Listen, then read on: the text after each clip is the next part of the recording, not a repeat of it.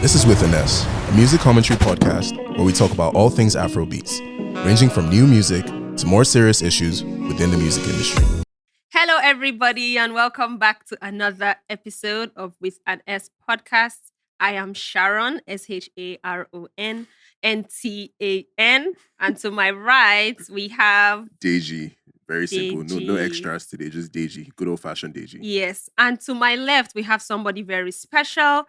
This particular individual is a Grammy-winning producer, an entrepreneur, and he is also an artist resource manager. Fantastic. He goes by the name of Tejiri Akpoghene. Thank you so much. Thank you so much. You are welcome. Thank you. I'm honored. How are you doing? I'm blessed, man. And highly favored. No, I don't know. Everything is inside that blessed. I love it. Okay. Can I jump in here? Actually, I want to ask a question. No vex. Don't be angry. Sorry to cut you off. No, sorry to cut you off. What is an artist resource manager? So an artist resource manager is, so think of it this way. So we have a lot of artist development people, for lack of a better choice of word, or A&Rs. Yeah. Mm-hmm. So A&Rs are under, the artist development is under artist resource management. So basically we take a product, which is an artist, from the point of discovery, going through the journey of artist development, finding their voice, vocal training, performance, learning how to, giving them clarity on who they really are. Okay. Showing them how to utilize their skills to make money. Okay. Promotion. Yeah. It's basically the whole, so think of it as the whole package. Fair. So A&R is part of artist resource management. Yeah. Okay, so just the level higher so it's going A&R. all the way from the discovery of the artist to the finished product, which Fantastic. is the song. Awesome. Yeah, I just wanted clarification on that because I don't think I'm familiar with that. There's nothing like that in the world. Yeah, sounds like a thing. Did you make that up? I'm the only one that does in the whole Fairs. In the entire world. Fairs. But yeah, it's good because everywhere we turn, we're always hearing Yeah, so somebody here itself is an A&R. How are you doing? I'll expose you on this podcast, do you think I see it? So you're a producer. Yes. Yes, you are. Can you just tell me how you got into the world of production, how it has been, how easy, hard? Just tell us all about that. Okay, so I would say I'm blessed to be one of those people who knew what he wanted to do at an early age. Interesting. So I was 14. There was a guy playing the keyboard in school, and he was making beats on the keyboard. I was like, oh, that's really nice, but I can do better. So what I did was I asked him, I was like, okay, can you show me how to play what you're playing? He said, no. I said, cool. So low-key, I think this is the thing we're talking about in terms of, I'll show you. Yeah. So I kind of showed him, low-key. So I was like, okay, cool. So you wouldn't show me how to learn that? I'm like, cool. So I asked my brother to buy me FL Studio from Computer Village. And shout out to FL Studio. Yeah, so yeah, then there were a lot of, shout out to FL Studio. And there were a lot of rappers back then. I was like, okay, cool. So if I get FL Studio, I'll sell beats to them. I had my plan. So I asked my brother, get me FL Studio. It was FL Studio 6 at the time. Okay. That was exposing my age, low-key. So it was, my brother got it for me. The night he got it back, the first beat I did was, This Is How We Do. Oh, like the 50 Cent game. Yeah, okay. Yeah, so once I did that, I forgot about the original idea, which was to sell beats. So I started artist development at the time. So I started looking for artists in the neighborhood. And I'm like, okay, cool, I love your stuff. Let's work. So I was working on EDM stuff, hip-hop stuff. That's basically how I did. And I was like, I just made a decision. So I remember my dad asking me, he had one of his friends over, and he was like, what you want to become? That's legendary question. And my dad was waiting for me to say, accountant. Because he asked me to study accounting, which I thank him for, because it has helped me to be able to know what to do with money and all of that. Okay. Yeah. So they asked a wonderful question, and I was like, my dad was looking at me like with a smirk on his face, like he's going to say accountant. I'm going to be so proud. I'm like, I want to be a music producer. Yeah. My dad was like, no. He's joking. I'm like, no. That's what serious. I want to do. Yeah. So at that point, I knew I was that kind of person who, when I say something, even the same thing with like how my personality is now, if I say I'm going to do something, I'd rather not say it because I tell people whatever you say is going to come and haunt you. Yeah. So if you say you want to be a musician, it's going to haunt you till you're 90. So you better don't say become, it. Yes. You need to do it in some form of capacity. Yeah. It's going to haunt you in form of different. I don't want to go deep, but it's gonna haunt you. So whatever you say you will do, you need to follow up. So I made my decision at 14, and that's what I've been doing since then. So just to clarify, you are a self-taught producer. Yeah. So you went to do the whole research and I was not researching, I was on trial and how error. to... Okay, so you were just testing on it was trial and error. the spot. Trial and error. You know, sometimes that's how people make some of the best beats. Yeah. Did you Actually, ever my best beats were when I was 15. You're Okay. kidding. Yeah, because I was more experimental. Now I'm thinking, I'm like, okay, I know how to mix and master now. Did you keep them? Yo, my brother kept them, so that's a good thing. Fair. So he has everything. He has them down in Google. to He has them in Google Drive. Okay. So that's perfect. Do they have a place in your life in 2024? I need to check them out because when I'm working on my next project, I definitely need to use that because some really dope stuff. Interesting. Now I'm thinking too much. I'm like, there's less. I'm now smart. I need to unsmart myself. Fair. So I want to go back to that accounting gist that you just gave us. So you went to university to be an accountant. Then you graduated a producer. Yeah. I love that. So, I mean, this podcast were very knowledgeable. Yeah, no. Okay. So we didn't even have to go too far to know the school that you went to. Wow. So tell us, what was the creative scene like in Covenant University at the time when you... I didn't know what the creative scene was like. That's what I was saying. Was there a creative scene? So there was so what I would usually do, Mm-hmm.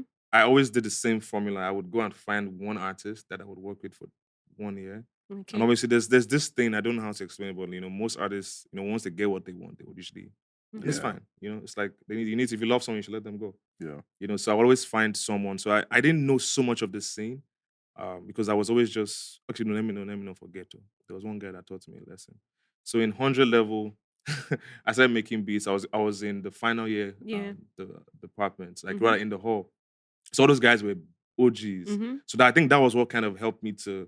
So I was working with OGs, people like what's this guy's name? His name was Rico Slim back then. His name is Rico Sani. Okay. So people like that were around. So it was all the OGs. Yeah. So they were around then. So I was matching my quality to their stuff. Okay. So low key, I think that kind of helped me because I remember when I first came, I was making beats and I went to another hall where 100 level students were and I met this guy. I won't say his name. But I played my beats for him and he was skipping my beats. Hey. And you played more than one beat? He kept skipping my beats. Like, okay, next. Damn. I was like, okay, cool. Did he even listen to it? I'm very... So I think if you check most of the people who, get to a certain level in their careers in music, they're kind of low-key petty. So they mark people. And I'm like, okay. We go see for frauds. Noted. Yeah. Noted. So I'm like, okay, so you're skipping my beats. And I heard this beats. I'm like, okay. Yeah. So I went back during the holidays and I took 3 months. And all I did was work. So when I came back, I made sure I played my beats. And I dare you to skip my beats. So that was, so the scene, I actually realized that the scene, so I didn't know because I was in the final year, so I didn't know the people who were making beats. So I would just say, I didn't know so many people. I was just always focused on one person. Yeah. And if I heard that, I didn't know there were other people. Mm-hmm. And I would usually just leave school. I was in Cobhams University, so I would leave school and go illegally. I can say this now. Yeah, sure, they won't come back and no, they can't come back. They can't come back. So illegally, I would leave school. I had a phone. Yeah. It wasn't allowed, but I had a phone. I would keep it inside my. So we used to wear starch shirts back then. So I would starch my shirts and put the phone in there and dry it downstairs. So that's how I would get my phone. Even my mom would be like, "Be careful with your phone," But yeah, so I would usually just leave school to go and make music, and it was a real hustle. And when I tell people there's blood and tears and sweat in this, involves me going to Alaba to go and carry generators to go and make music. But I was in government Holy university, hell. Sleeping in a room that is basically the size of, like let's say a tiny cube, and there's a toilet on the other side. And we're sleeping on this side. So imagine someone taking a dump on the other side and you're on this side. But I appreciate all of this experience because it made me very hungry. Yeah. I can imagine. So like I said, I always had people who I was developing unconsciously. They always come to me and say, "There's this guy, he's dope," and I'm like, "Call him." Yeah. So they'll come into school, they'll sneak them into school, and I'll make music for them. There are a lot of them. Like I've actually sown a lot of seeds, unconsciously, without asking for money. Yeah. So I was never hungry for. So I never sold beats.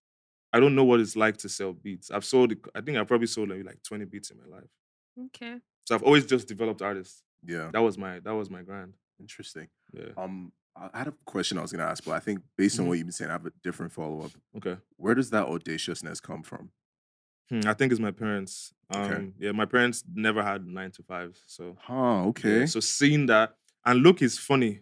My dad doesn't have a 9 to 5, then he wants me to get a 9 to 5. Doesn't make any sense. I mean, if he's seen the lack of stability, I'm sure he probably wants to. Yeah, so he's look scared and projecting his fear. But I'm grateful to him to try and give me stability. But I don't do that. Like, I don't mind when in secondary school there was WAEC and NECO. Yeah. I'm the only one in my entire time, like for 3-4 years. I didn't do NECO. I'm like, if I'm failing, I'm failing. So I don't do plan B.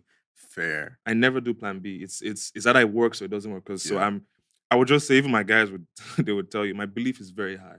Mm-hmm. So if I began to search and I realized that the biggest guys that we all look up to, their frequency, or let's call it their currency, what is common among them is their belief frequency is so high. Yeah. So if you don't really have belief of what you're trying to do, it's never going to happen. Like, so all these things that have happened for me, I've never said it before, but I saw them. Mm. You visualize it first. No, I didn't visualize it. I saw it. Can you see my so you know, visualize, when people say visualize, like I didn't visualize. I saw it. It had happened. It happened. Knowing. Right? Yeah, it was, the Grammy was already on the top of my top of my goals for the year. Yeah. So when it happened, I wasn't surprised. Damn. So I already knew. And I knew what he's talking about. Yeah, so I'll tell you how deep you need to go in stuff like this. So my dad reminded me recently, and he's like, "Oh, you need to ask for your award so that you can actually see." And I was like, "Oh, I forgot." And he's like, "Do you remember when you called me to make the Grammy Award?" To make the Grammy Award? Yes, I asked him to make it for me because it was that real. Oh, wow. I was so sure. So I was never surprised. It was supposed to happen. And this is just one of them. You know? That actually, okay, so wait. You said you knew by 14. That I was going to make music, yeah. Yeah. Okay, so when did the conviction that this was something that you were going to chase and would ultimately pan out come from? Did that come at 14 as well? Yeah, like, so I don't know how to explain it. I've just always been that guy. You know, when other people were going to have, make out with their girlfriends. What? Yeah, when people were making out with their girlfriends, You're making beats. I was making music, yeah. And the lady that she passed now, but the lady that was my girlfriend at the time, she reminded me university. She was like, "Do you remember that you couldn't spend time to like make out and in the dining hall?"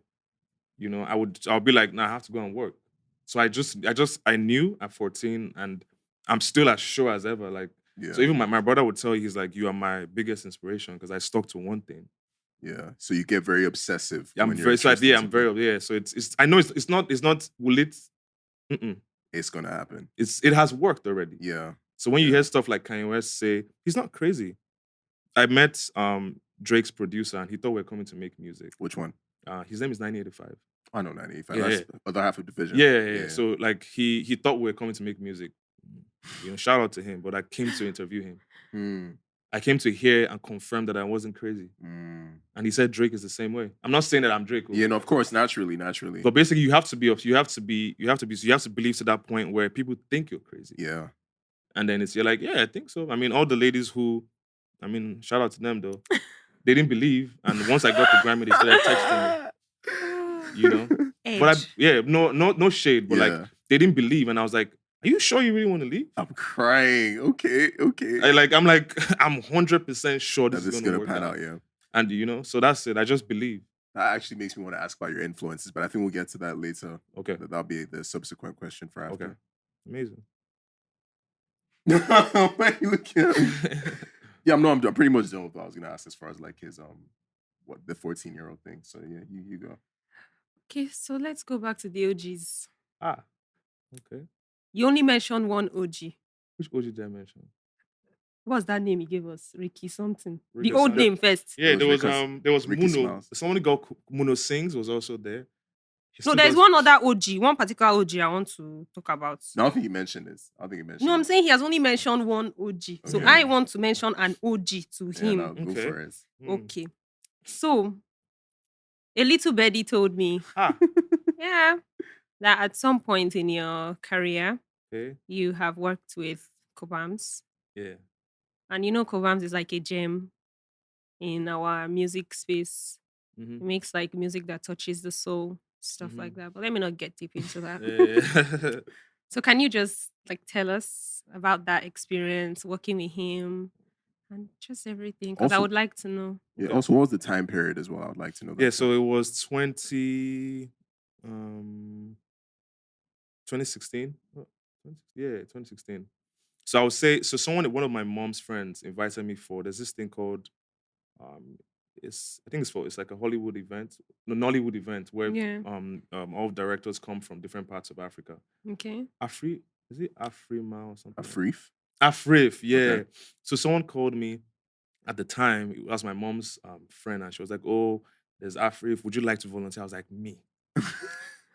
Follow for who? Like, so Pride set, and I was like, Yeah. so even when the initial thing was Pride, I was like, why would you think that I want to be a volunteer? Mm-hmm. Because that means I'm going to be carrying water. and things like that. Yeah. So Pride set, and I was like, I guess I don't have anything I'm doing. So Yeah. I joined it, and I got there, did all the things, helping people, and then I saw something on the what's it called?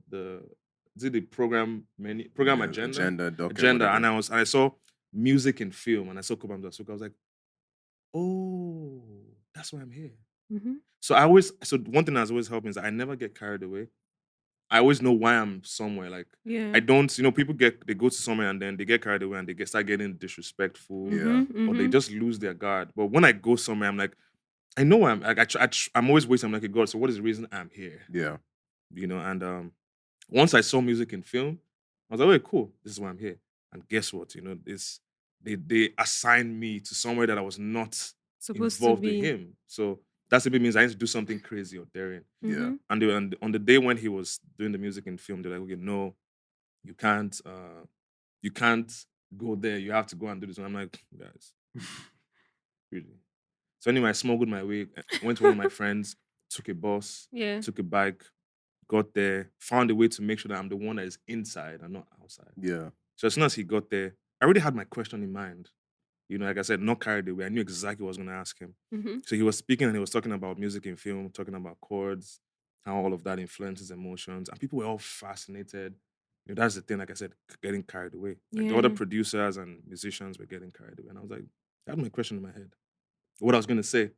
So as soon as we finished the thing, the music and films speaking Seminar or engagement whatever. or seminar, Yeah. and everyone came down, Cobhams, Cobhams, wow, take I a love picture. you, take a picture. I was just waiting. Then at the right time, right before, who was this person? It was one of like the popular, I think it was that Ramsey, one of the popular Nollywood actors. Mhm. I just put my hand in front and I was like, my name is Tejiri. I want to intern under you. Just like that. Bro. Yes, because everyone kept saying, I need your help. I said, I want to help you. That's the difference. And he had to stop and he was like, who are you? This is entrepreneur side jumping Do you out. understand? So basically, I wasn't thinking about, I don't need your signature. I don't need your autograph. Like, I want to help you. So that is the difference. It's more better to give than to receive. Yeah. And, like, all I'm saying is people want to collect from him. All I'm saying is I want to give you. And he had to turn back and he was like, he just told his PA and he's like, get that guy's number. So the PA made a mistake and he gave me Cobham's number. Hey. He was not supposed to give me Cobham's number. He was supposed to give me his own number. So he got carried away. Yeah. I mean, that's involved by God. That's the Holy Spirit. Like, okay, get carried away and give him the number. So he gave me the number and I was like, oh, like Hodman's like, oh, my name is Tejiri. He's like, I remember you. And he just off of energy too. Yeah, so there's no way, I would tell you for a fact. I mean, people remember you for how you made them feel. Yeah. True. It's not about your looks or whatever. Yeah. If you made them feel a certain way, they're like, who is that person? Yeah. So I called him and he remembered. And he's like, of course I remember. So long story short, I'll do my best to move quickly. I'm not gonna lie. That's actually crazy that you stood out, considering like. Oh, do you know how many people were there? Yeah. And not all to the mention, stars. It's a bunch of people, and it's not like a face thing. And I'm not doing that to be disrespectful because obviously he couldn't see. He couldn't see you, so like that your energy he made that much of an picked impression on I him. think he could pick the hunger, and maybe it's like the scripture that says the violent take it by force. I literally had to. There was a bigger star that was by me who was supposed to. And I just went in and I grabbed his hand and I said, my name is Tejiri. I want to intern under you. And then Cobhams felt virtue leave him. He's like, yeah, thank you. Somebody has someone. That was literally it. And when I called him the next day, it's so funny. One of the one of my friends who was at the same Afrif. I mean, Yeah. she's also big in like editing Mhm. movies now, and she remembers so well. And she's like, "You didn't come here to do Afrif. You came in for a reason." And once I met Cobhams, I left. Fire. And Afrif then now Cob. you've gotten what you wanted. know, Now what that's- are you yeah. waiting for? I called him the next day. He was like, "Okay, let's meet at the place at Lekki." Damn. Yeah, he was like, "I want to see you. I want to hear your stuff." I already prepared all my sounds down, cleared my Yeah. packs. Mhm. You know, got there by 1:00. 2:00 he didn't show up. 3:00 he didn't pick his call. Guess what? Some people will do. They will walk away. Yeah. You waited. I said we die here. Chimo. Even if he doesn't come, the fact is I stay there. Yeah. Do you know when he came? 6 p.m. Whoa. Maybe that was a test. So Hmm. 1:00, 2:00, 3:00, 4:00. Did you get any indication that he was still on the way, or was just No, pure like he faith? just said. I think he just said that that could be cap. Like it could be just a normal, industry. Okay, I will help you. And I I did will for never you, now help. we Yeah, see I you. did. I got you. I got you, bro. Yeah. I don't like to say I got you because Bro, me that too. got you. Me too. I don't got nobody. I don't got no. man. I got you, bro. But 1:00, 2:00, 3:00, then he stopped picking after a while. 6 p.m. he called and he's like, "I'm outside." Wow. So I could have left. Yeah, you could But where have. was I going to? Fez. Actually, did you eat, Sha? And you know that there's one jollof, there's one rice and Okay. asu. And That at that thing- time, it was probably like that soon- 800 Yeah, it or was probably 600. That It was was like cheaper. 800 then. I spent like 2K. My own question Thank is, didn't they just be like, how far this guy? This I'm guy- just Oh, come out. No, so I ate that food very slowly. No. One spoon like every hour. So I was there for a hot minute and it was worth it. And when he came, he was apologizing, "Thank you for waiting." And I'm like, where am I going to? Bro. Home? To Do say that what? what? To I'm listen to okay, your long beats day, again. you know. Yeah. What did I do? So I play my stuff for him and it's like instantly he was like, "I want to work with you." Wow. Hmm. And I think that was a huge part of my career. I would just say it's a lot of prayer points and things that you don't consciously know that maybe could have prayed you there. Yeah. You know, in the sense of positioning. Because once I got there, all he said was, "I want to work with you," and that was the biggest point in my. That was like the pivot. Because I could have been the guy who was still hustling, and that was the point that I knew something had happened. Yeah. Because people die to be on that. People want to work with Absolutely. Cobhams. Yeah. Yes. And I got it on a platter. Like, it was like, take. Yeah. So, I mean, you would call that favor, right? Definitely. Loki didn't get it on a platter. But that platter was very... I grabbed it. You too. grabbed You it. ate every single thing. You took not the- even give anybody anything. I took the turkey out of the plate. Everything, the shrimp, the That's me. I want it all. samosa. I'm eating the whole plate. I love that. I want the whole plate. I love that. Yeah. So would you say that you know how you have this, so I know what I want, I'm going to Mhm. get it. Would you say this is something that has also bled into working with Tems, for instance? Mhm. Because obviously you've worked with Tems, you Yeah. guys have made one of the biggest songs ever of All our glory to career God. and generally in the Afrobeats world. That's Yeah. higher, right? So what's your story too in that line? That time's And story. then what has the relationship been like Mhm. during and just after? Yeah, so I would say, so the same thing I mentioned before. I'm always searching. I didn't know that was A&R. So I just always, Instagram was perfect for me. You know, as soon as Instagram started, I always go on Instagram, look for some people. I'm like, oh, I just DM them. I'm like, "I love your sound. My name is Tejiri." Mhm. I don't even say, that's actually how I started selling beats. That was kind of like a strategy, low key. Okay. So all I would do is I would just say, "Oh, love your sound." And they were like, "Oh, you're a producer." I'm like, "Oh, yeah." Just so it just happened. Just happened. I just happened to stumble on your page, you know. So I DM'd her at the time in 20. Actually, I DM'd her in 2014. That's 10 years ago. That's in Wow. 2014. But no, like that's the part that people don't. I DM'd her in 2014, and I was doing the same thing. I was just reaching out to people. So actually, Dede Mabiaku, I don't know if any of you guys know. Yeah. We He know that mentored, he's one he of your mentored me influences. for 2 years. Mhm. And while he was mentoring me, he gave me his basement to just work out of there. So Wow. what I would typically do is, my dad was one obviously that was my birthday gift. He just took me to him and said, "Oh, yeah." Whatever comes out of this, comes Yeah. out of this. And he just took me downstairs the same day. So what I was doing at the time was I had to utilize the space. Yeah. Mhm. So I would just call artists. I'm like, "Okay, cool. Love your stuff. Let's work." Some of them would give Carte me, blanche, like blank slates, do whatever you want. yeah, whatever, Damn. record, mix, whatever. So I would just go. Some of them I'll get money from them. He didn't care Yeah. about. He didn't need my money. So Yeah. I'll maybe get 20K from one session. Mhm. That's how I started making money from studio session and all Yeah. this. But that was not my goal. I'm not trying to run studio sessions. I unconsciously had a plan. Yeah. So I reached out to Tems in 2014 and I said, "I want to work with you." She sent me her number. I saved it as Temilade, or Temi, I can't remember. So I reached out to her again in 2017. What Why happened that in the break? interim? Yeah. So we're supposed to work, but I got, I was busy, or let's say I got carried away. Fair. Or let's just say it was somebody that not used to be Well, carried breaking is away. so Imagine. Ah. Or let's just say it was God that was, sometimes it's timing. Yeah. So I didn't reach, I forgot, because I was getting a lot of numbers, bear in mind. So I'm just hitting up people, let's work. So I wasn't having anyone that is A&R for me in terms of scheduling. Yeah. So I was doing it by myself and I forgot. So 2017, I was I had this it was a group. I started a group at the time. It was called Audio Tribe. So same move, reaching out to artists. I would always just reach out to them. I'm like, okay, we're gonna work. And so my guy at the time who I was doing the same development for, his name was Jesse Tabansi. His dad owns Fahrenheit. Okay. Mason Fahrenheit, yeah. So he passed.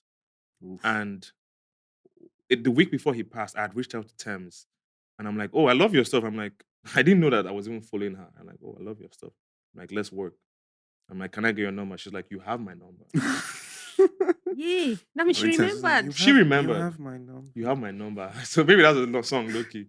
But I went to my friend. I'm like, Timmy, I'm like, oh, my bad. So I texted her. I'm like, okay, let's meet next week, Wednesday. And this was the guy I was developing at the time. He was more like my Eminem. I was like the Dr. Dre. So it was a serious type of thing. And his death was very unexpected. Yeah. And he passed on Monday night. Crazy stories. I was supposed to be in that car. It was an accident. Yeah. Oh, So man. we had like a studio session and he didn't show up for the studio session. So I was supposed to go back with him. We're supposed to go for a party together. So there's some times that you should allow God to make you impatient. So I'm like, how far? Let's go. And it's like, nah, bro, I'm still working. I'm like, I don't have that time. There was go-karter at the time. Got into my go-karter, went straight home. By 6 a.m. in the morning, my mom was like, TJ, Jesse's dead. Damn. So that was basically Tuesday morning. And the move to do at the time was, what you do is to maybe clear all the plans. Tems was coming that morning. And I was supposed to say, oh, I can't do this. So basically what I just did was, I spoke to Cobhams. I'm like, this has happened. And he was like, when his dad passed, that's, he could have skipped session and he just walked into the session. So that day I just prayed and I'm like, thank you, God, for keeping Jesse in the right place. I know he's in the right place. So I just told him, I'm like, let's still have the session. She came around 11 o'clock or 12. And all the beats we played, all the tracks that you can hear now are stuff that she freestyled on. That's basically how she does her stuff. Yeah. You might probably have heard, but whatever she freestyles is like the final thing. Absolutely. She just makes some little edits. So basically, she knew Jesse too, because it was a close. You know how Lekki is now. Everybody knows everybody. Yeah. So you have to look, be careful. Everybody knows everyone, and she was like, she knew him too, and we're just talking about Jesse, and we cried. We wept. That was the word. Wow. Like there was tears. There was kata on the nose. Hi. So when I say most of my music is literally tears, it is tears. Like tears, blood, and tears, broken back. Yeah, so that's the reason why. I don't think the Grammy is an accident. There's a way God rewards people. He's like, my son has tried, though. So maybe anyway. So long story short, I think I'm trying to make sure I'm on the track. Yeah. Now the story works. So we worked for a while. Helped out with her sound. I think she was learning to use GarageBand at the time. Then she learned how to kind of we taught her how to do vocal chops. So I didn't know all of this was artist development. I'm not exactly taking credit for her artist development. I'm just saying that is what I know. Yeah, you played a role. Yeah, I played a role in the development to some extent, because she was also working with other people, but she was working with us mainly. She recorded Mr. Rebel with us. We did Look at the time. We did a track called Love Me Down. Yeah. That was, you might have heard. I know that record. Yeah. So I heard a lot of people know me from that record, so they didn't know it was me, but it was, I didn't know it was you on Luku. I used to, yeah. So that was Audio Tribe, and that's space. So obviously, her career took off, and you know how that is. She started traveling. I was still in Lagos, still doing my thing. So thankfully, she was putting out a project, and that was the for Broken Tears, and she's like, "Oh, there was a beat you sent back then.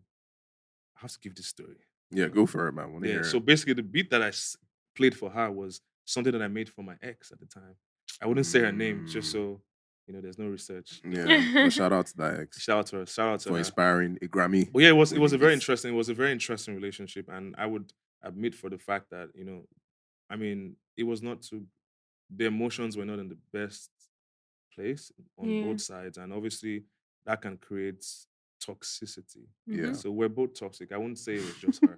I was toxic, and anyway, so I don't want to say too much about Yeah. that story, but she at the time the relationship wasn't going well. We never used to speak as much, and I called my brother and I was like, man, this baby's really. My brother was like, put it into the music, and I made the higher beat in like 15 minutes. Wow. Never went back to it. And I sent it to my ex at the time, and I think she wrote something to it that was kind of cool. So when we broke up, I called her. I'm like, I want every track, the ones that you paid for, take. That one is mine. Yeah. So I kind of safeguarded that beat for such a long time. I don't know why people come to me, they'll be like, "Oh, they want that beat." I'm like, nope, nope. You had no. I didn't what know was this? why. It was personal to me because I was like, this came out of pain. Yeah. Why would I just give it to you? Fair. So this is a crazy story that people might not know, but right before even Tems recorded on it, that whole period, I was always saying, "I will wait for you." Oh wow. I was singing that phrase for an entire year. I will wait for you, even if you don't want me to. Did you hear that? Apparently, she said she won't wait for you. Apparently, that's what the lyric is. So the crazy part was my ex at the time, she wasn't ready for a relationship. And I was like, I Mm. told her, and I was like, tell me now, this is like 3 weeks in. I'm already investing money that I don't even have. I'm taking you to a restaurant that I can't even afford. So let me know now. So I tap out. And she was like, no, wait for me. I'm like, are you Hey. sure? So for an entire year, I was singing, I will wait for you, I will wait for you. But I would have sang the melody now, but I'm dead. but yeah, it was unconscious, and we had a camp with it was Sunny at Yeah. the time. I think Fields was there, and that was the only beat that I played. And Tems I think I know she just told me to send the beat to her, so I can even show you the email. I just sent her the beat. I'm like, HBD dear. That's how we used to talk about it. So we had this catchphrase. I would say HBD dear, and I said Wululump. Yes. And I put the beat there, and she found the same email, and I was like, that particular beat, I wrote something on it. And she called me in I think around the You Don't Need No Other Body song, Essence. 2018, 2019. She called me. I was back at the duo had kind of ended at the time, and she called me. Audio track it ended okay. at the time, and she called me, and she was like, she has something on that track, and she wants to be on that project. So we spoke for that period. She said, okay, can I work on the beat and send? And like every other producer, I started forming, I'm not the same producer from 2014. Disclaimer. I've learned a couple of things. I know how to make my drums knock now. Yeah. Mixing, panning, all that rubbish. It's not rubbish, but I basically worked from 2 p.m. to 12 a.m. and I hurt my back. Oh wow. For no reason. Who asked me? Because you were leaned over in an uncomfortable position. I didn't have like a good chair back then, so I worked so that cost me 8 months of not being able to work sitting down. I worked lying down for 8 months. So when I say that track is tears and blood and broken, I mean what I'm saying. So before broken, broken backs. For broken backs. So it has a lot of tears and broken backs. Yeah. So that's basically how. Obviously she took off from there and she's been traveling, and same thing with me. Yeah. Interesting. That's so That's super dope. I think I want to move. Just still talking about higher. Yeah.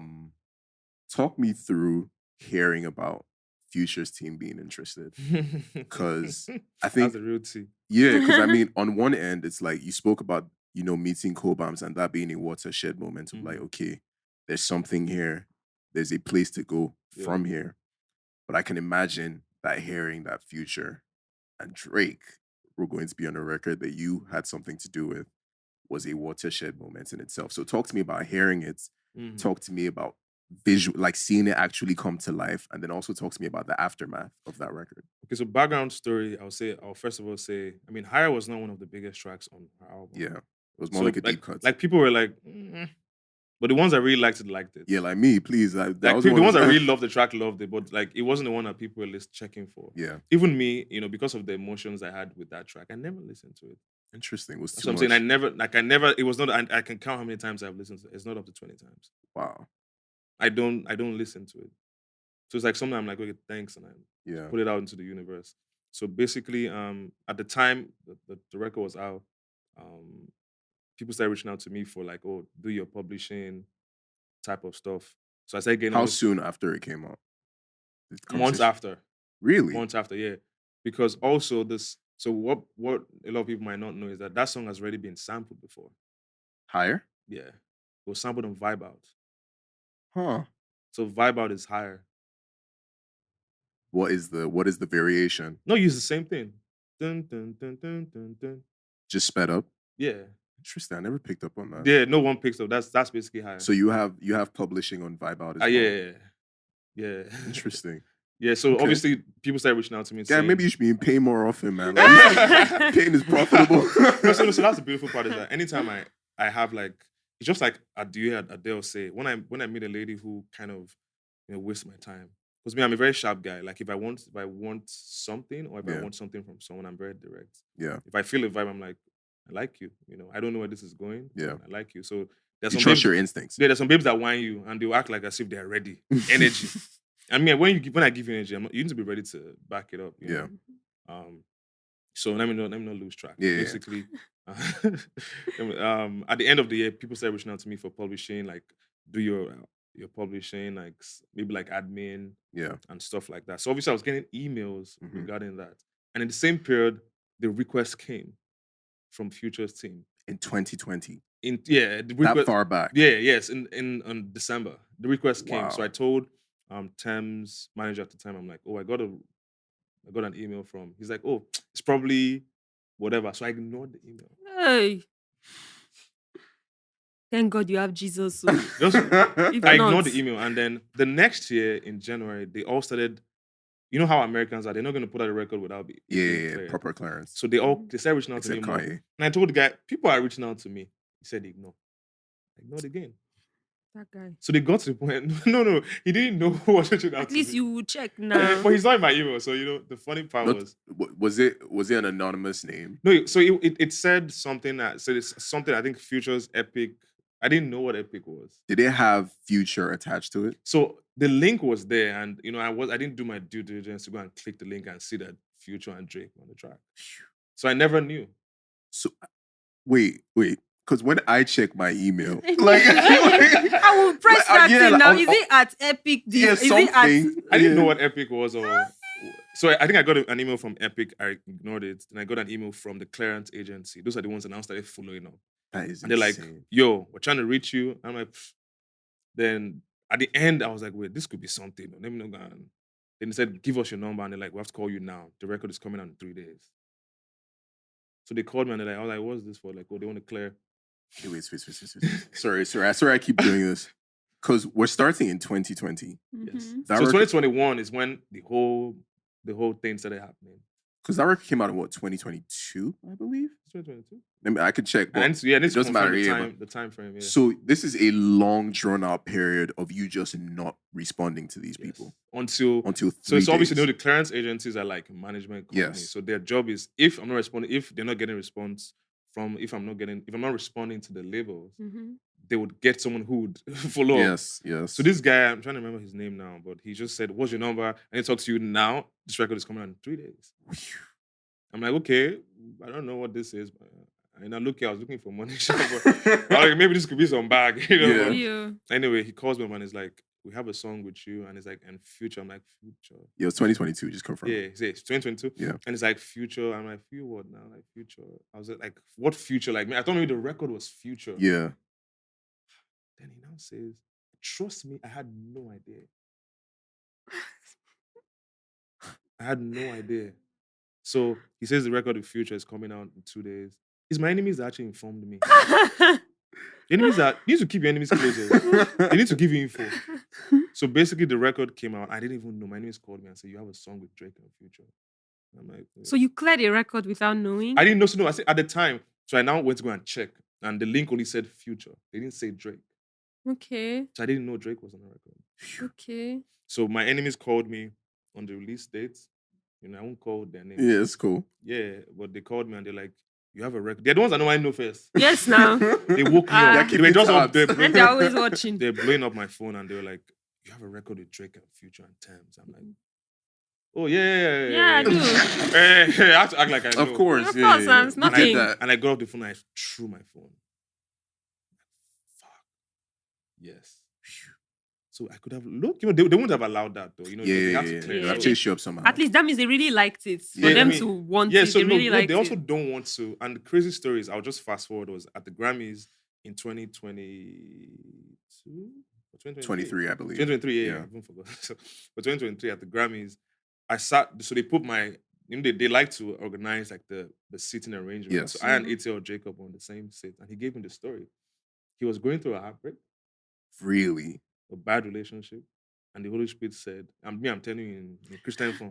The Holy Spirit said, "Oh yeah, go YouTube, search Tems, higher."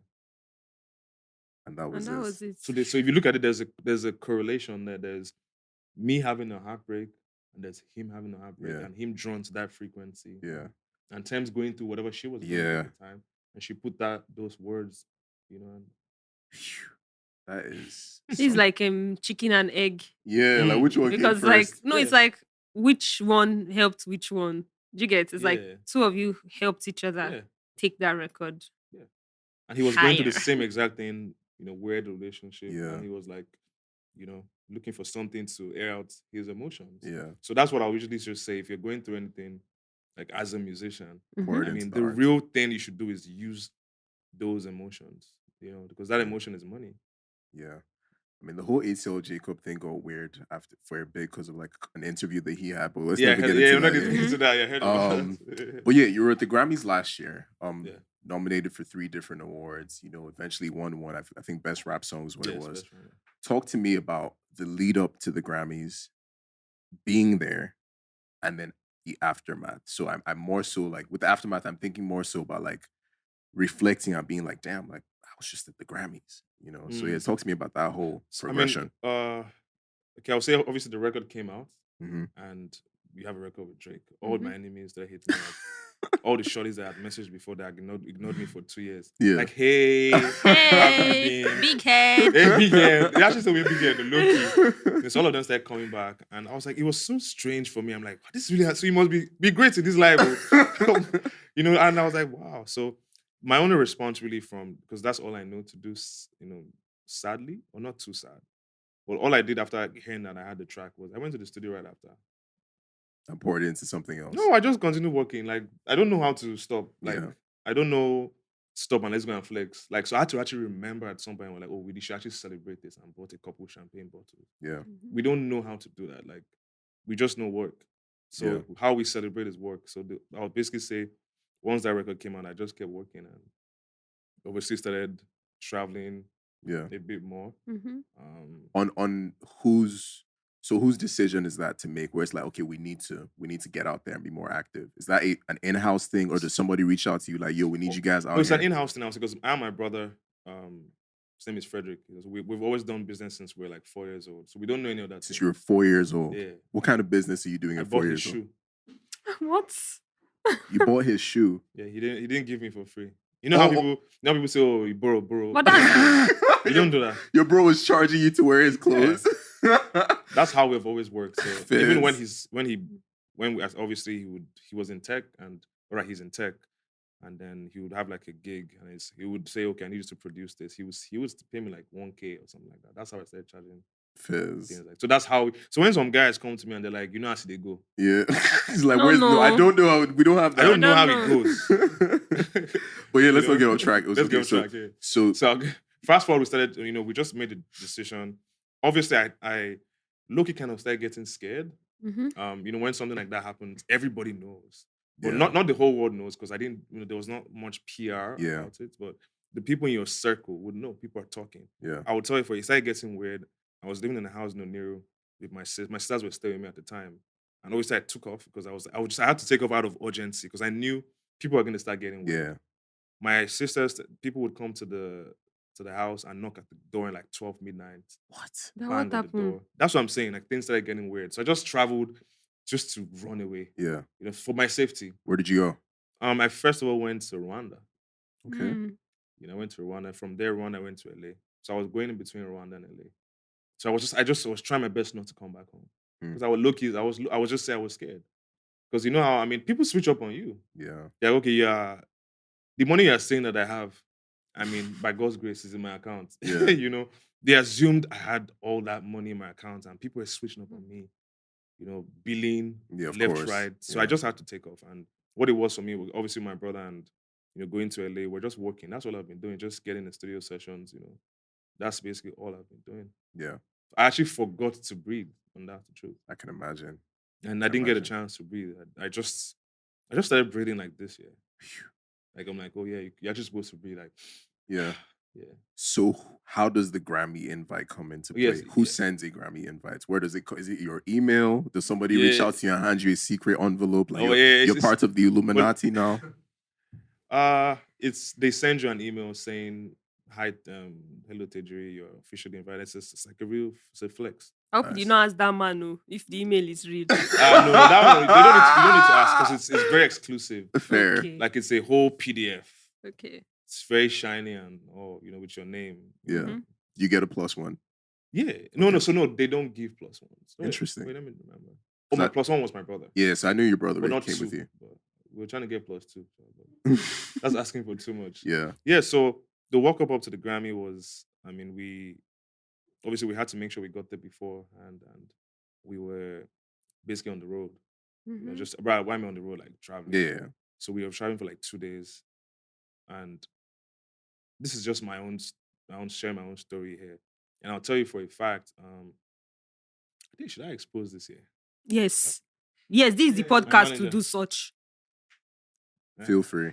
Yeah, so I would say, not a lot of people, they've always assumed that I've been traveling. I never really was traveling. I'll tell you for a fact. They just assume, I look like a... traveler. You do that actually. about you, yeah. Not really. That was my first time ever leaving Nigeria. Oh, wow. Yeah. Or Africa, like out of Africa. Because I traveled out of Africa. Mm. That was my first time going to... So obviously, you don't know that. That's what I'm saying. That name is such a powerful name. When I went for the interview, what do you call it? For the visa interview. People they were just telling people, no. 2 seconds, go, get out of here. Mine was 2 minutes because they had to confirm a lot. She was like, oh, have you ever left Nigeria? I'm like, yeah, I've been around Africa. And they're like, why are you going to America? I'm like, I'm going for the Grammys. And she's like, who you? Who know you? And I said, yeah. And she's like, so have you ever worked with Drake? And I won't lie, got kind of sassy. And she was like, have you met Drake in person? I'm like, and I said no. And she was like, so how did you make the music if you don't make it in person? I'm like, if you have an idea of how things work, you would. I was sassy. I won't lie to you. I was like, if you have that was very bold. Yeah, that was an bold. American visa. So that was American. No, so I'm gonna tell you what, I came in there not caring if they were going to give me. Because didn't anybody know. So I was like, and the woman who was doing my visa already told me not to lie.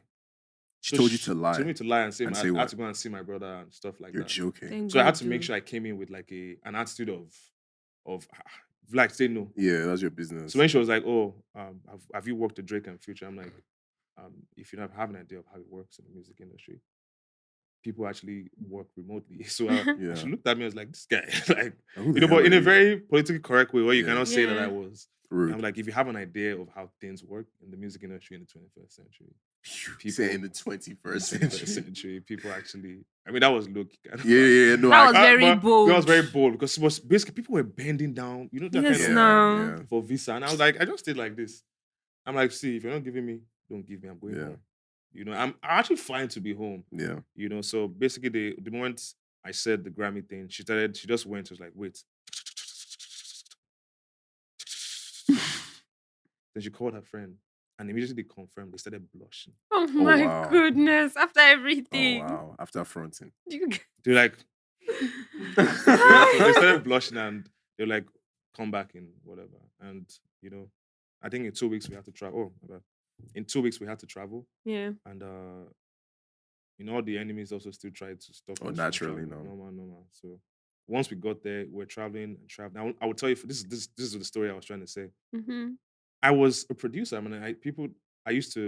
was working on my voice, but I couldn't really express myself as a singer. Mm-hmm. Yeah. But I'll tell you for a fact that we had to go from Atlanta to LA. So we went from Atlanta to Phoenix, and it was like a longest trip. The moment I touched the airways of LA, I started singing.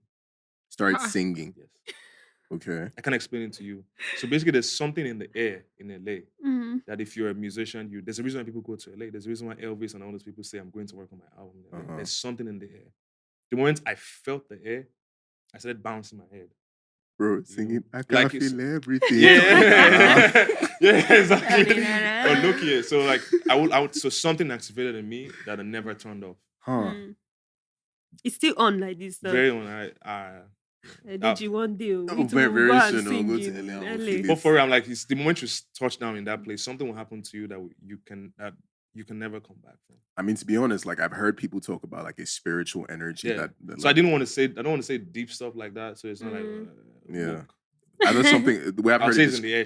Yeah, something I've heard is like it can either fully absorb you or energize you. Yes. So it's like people go there and they want to be actors and then they fail out acting and they go do porn because just like that energy just transfers you somewhere else. Something in the air, and I did my best not to get carried away.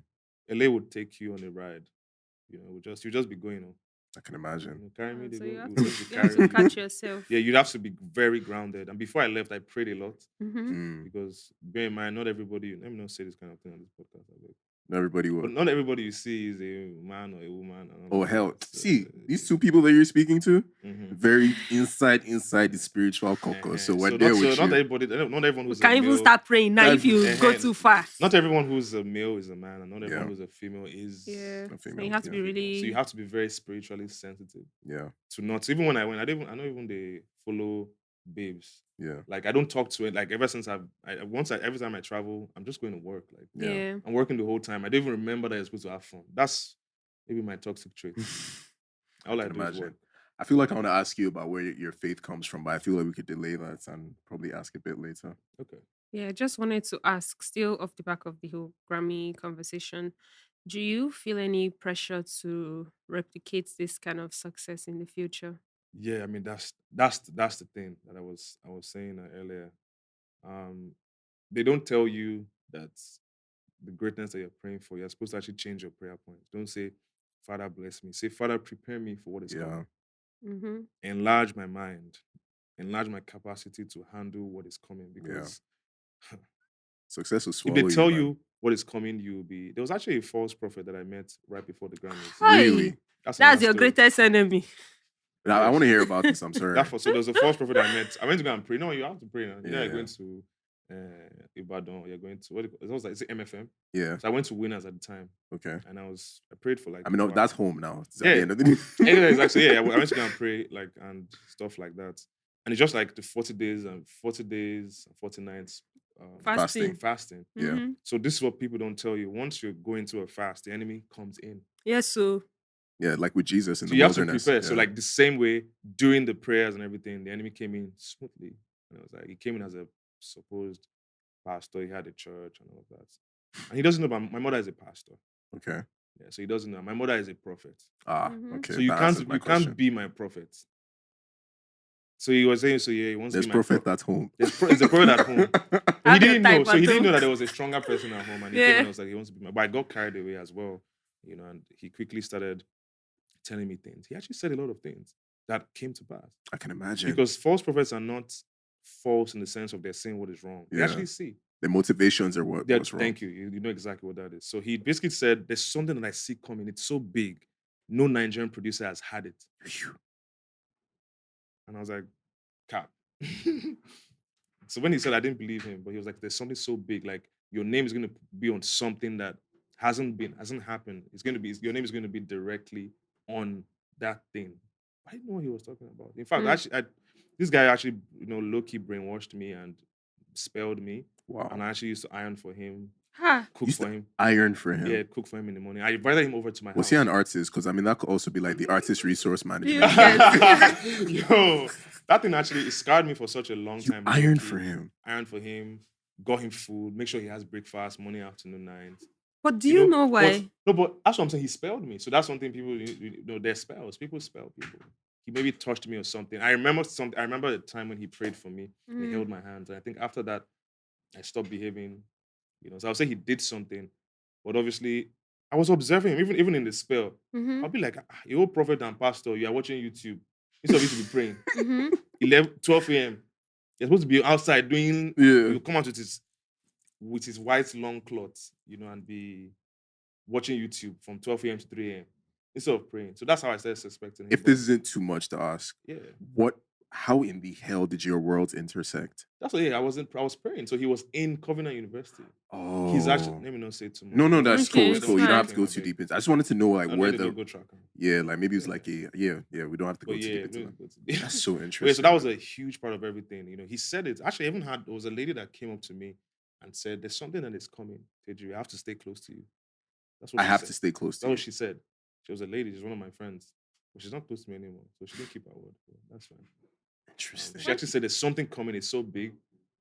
I have to stay close to you. Yeah. I don't even feel pay for 1 or 2 that time. That's crazy. Hungry for like 3 or 4 days. Speaking now, and I'm a faith guy, so I walk into I'm just deviating a bit. It's fine. I walk into my kitchen and there's literally nothing physically to you guys. And I'm like, wow, so much abundance here. My storehouse is full. There's nothing there, and I actually understood what manna from heaven really meant in those times. So I would say my house in Oniri was my manifestation ground. I literally saw what God really was. And, and the power of faith. And I don't try to have faith. I am faith. So I don't try to have faith. I'm not trying to be great, or I am great. Yeah. You walk in that awareness. I'm not trying to do anything. I am that thing. Yeah. Because the name I am is God. So if that name, I have to invoke the name of God into whatever I do. So when I say I am, I'm not gonna use the word I am and add the word lazy with it, because that's not possible. I like that. Discipline. I am consistent. I like that. I feel so blessed. I am. I didn't come expecting to be this blessed. Like just casual music. I'm feeling blessed. I hope I didn't put this down too much. I think you should be fine. Are we good? Okay. Yeah, no, it's actually helping with my faith a little, because what you're speaking to from a person, like me being a person of faith as well, it sounds a bit kind of like what they call the wilderness period, in which you discover a lot about yourself. I don't think it's a coincidence that it was in that period that the devil came and decided to test Jesus, because it's like make or break, and you're on the brink of something. So if I can get you to falter within this period, then I can stop whatever it is that's supposed to come. I find that's so interesting. But yeah, so another thing I wanted to ask you about, so you were part of what they call the Grammy Next Gen program as an ambassador. So tell us about that experience. I didn't make it for the experience. You're joking. Okay, talk to me about that. My name was there. Yeah, I saw you next to ATL Jacob. Yeah, but I was traveling. So was it like a personal choice of like I can't? No, I was traveling at the time. So the tickets we got at the time it didn't align with the. And they did not used to do deferral. That was the South, So the thing just went. So a lot of people saw my face and never met me. So they're like, "Oh, I know you." I'm like, "Oh, you do?" Because obviously it was my picture that was there. Yeah. But many more to come. Many more to come. Fair enough. So I want to talk to you about your label 11 Sonics. Yes. That has been up and running for a while. So one thing that I want to ask is, what has been the most rewarding part of running your own thing? And also, what have been some challenges that you faced? Because this industry, like challenges are part of the game, just like in life in general. So what has that experience been like? I would say the experience it's been like a learning experience, in the sense of you will need to learn how to manage money and manage resources. Did that take a while to learn? You say you were an accountant. I'm an accountant, but you get carried away now. You need to blow money for a bit. Give me one flex. Was just like, see, I know we're saving money. I know we're being. That's the crazy part, is that I think I'm too humble to even flex. Okay, no, but like something. What's a how in your some world? I did 10 bottles. There were some guys in one, what do you call it, like a resort, and they were popping 1 or 2, and they were trying to like make fun of us. I'm like, okay, cool, bring 10. Woof. And he said, take us from here to the biggest. The world was ending. And we didn't drink the 10. You just left it for a flex. No, I think we took 2 bottles back. Oh, fizz. So I would say that's the biggest, because we had to at least once now. Yeah. Every time walk. should have done it 11, to match with the. Yeah, so label. now we are more conscious of that. Like even where I stay now, everywhere we stay, it's either number 11, Yeah. or it's because even with our businesses, it's 11 investments, Mhm. it's 11 staff, it's Yeah. So it's like that's like the order in which we do a lot of things. We'll get back to the question I just asked. Where does that name come from? So 11 Sonics is basically me and my brother. It's like twin energy. So most times if you see my brother, you would see me. Most times people could say, "Oh, that's Tejiri." Yeah. But just that he's taller than me by a couple of inches. I keep following because it gets more interesting. I have an older brother, and to a large degree, I mean, kind of like what you said, we're a bit like twin flames. Like you see him, you see me. We sound very alike. I know for a fact that like part of the reason that I am the way that I am is because I saw him break ground. So he tried stuff first and was like, if my brother can do it, then I definitely can do it. So I'm wondering if you have like a similar dynamic with him where he kind of like paved the way for things. I mean, my brother, he says it's quite a lot. He says, I came to America to pave the way for you. So even when I go to America, people already knew about me. But it's been the same way, and we've always been together. Like I said, we've been doing business since we're 4. This was scamming you for shoes. We always had deals where we're doing selling iPod or selling one thing. Yeah. And so we're like twin flames. Where if he can't show up somewhere, I will show up. If I can't show up somewhere, like even the Rock Nation brunch that I went to, he couldn't show up. I didn't know he wanted that. Yeah, that was. See the way he just. So I know I said even that Rock Nation brunch, I guess. Sorry about that. Jay-Z was just there giving us small jokes. But go on. I didn't mean to. But we've always. I and my brother have been those. So even my brother started. He started manifestation. He got into manifestation, which is basically I don't know the reason why Christians they hear the word manifestation and they're scared. They hear like manifestation and they're like, you think it's like that is basically Jesus Christ. Let there be light, there's light. Yeah. Speaking words first. Yeah, speaking words first. Like so if you are in my circle, you would never see me, you would never hear me utter a negative word. Yeah. In fact, if you utter a negative word, you can't work with me. The day you say you're fired. Interesting. So the negative I can't say word... my head is aching me. No. I don't mean that. So that is different. So like you would hear me say stuff like, I feel sick. Okay. Fair. Okay. I am not sick. It's not even possible. Yeah. It's like saying God is sick. Like, can God be sick? God that's inside you is sick. It's not possible. Fair. So I feel sick. I feel headaches. I feel sad. Yeah. Okay. But I'm not sad. So my brother started that journey a bit early, and and I started realizing, oh, so this is possible. I said, back then, and years ago, I always just call things. I'm like, okay, the right team is coming my way, not in the name of Jesus. You don't need to add. There's some things sometimes you get too spiritual. Yeah. There are times when you need to add the name of Jesus. Yeah. But like in the scripture that says, "Ye shall say unto that mountain." It didn't say in the name of Jesus. Yeah. It says, "Ye shall say." You shall speak, and it didn't say how many times. So it's so from then I always started calling teams. I'm like the right. This mic. It's okay. Let the mic receive the Holy Ghost. I'll say stuff like the right content, social media manager is coming to me, the right videographer is coming to me, and my team that finally just came into my into my life. Yeah. I would say it as they came and they didn't understand what it was. I've been calling them for 5 years. I love it. So when they came and we met, the energy had to click. Yeah. My manager had been calling him for a long time. Although my brother had been my manager, business manager, and there's a lot more for him because there's the company Jego, and that's a lot of work.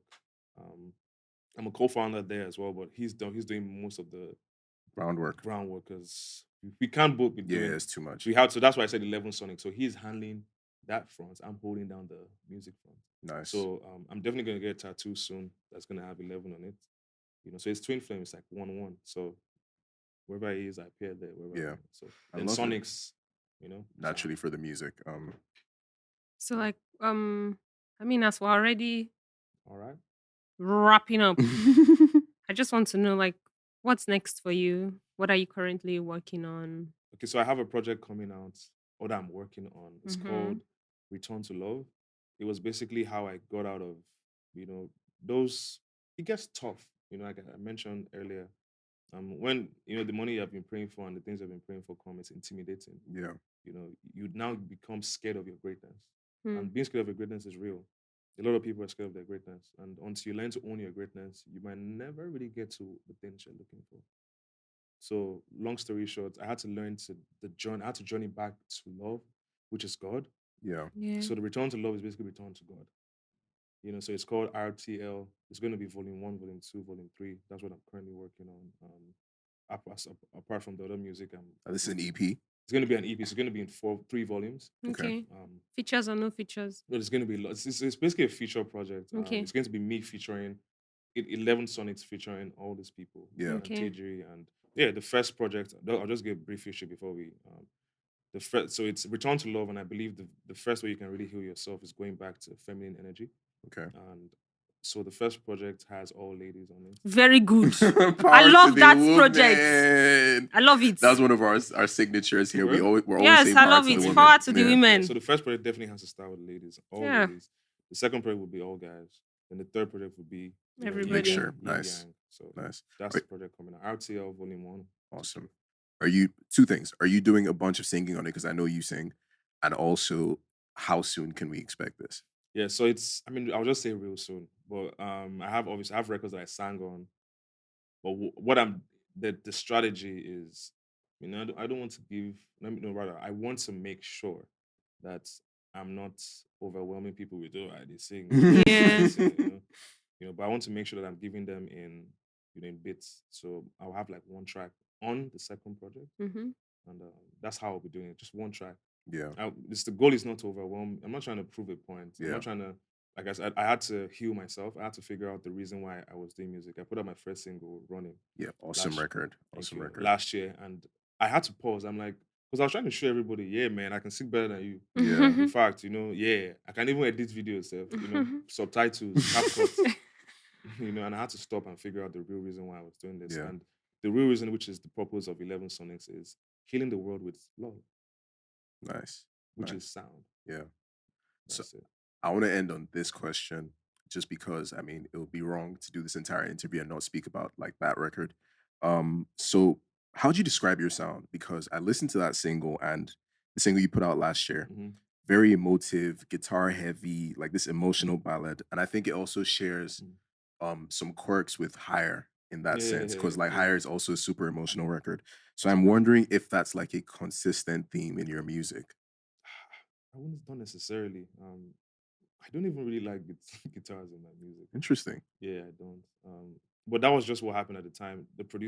I was working with a guitarist. We produced it together, and I already had that's a lot. I don't know if I can say it now. I think we don't even have that much time. But yeah, my feet was hurting from traveling so bad. And I was like, rich people problems. Yeah. I'm telling you. I'm joking. I'm kidding. But yeah, and I just said my feet hurt, I was like, my feet hurt. So I thought I did like a happy. Then I met this guy. His name is Dede.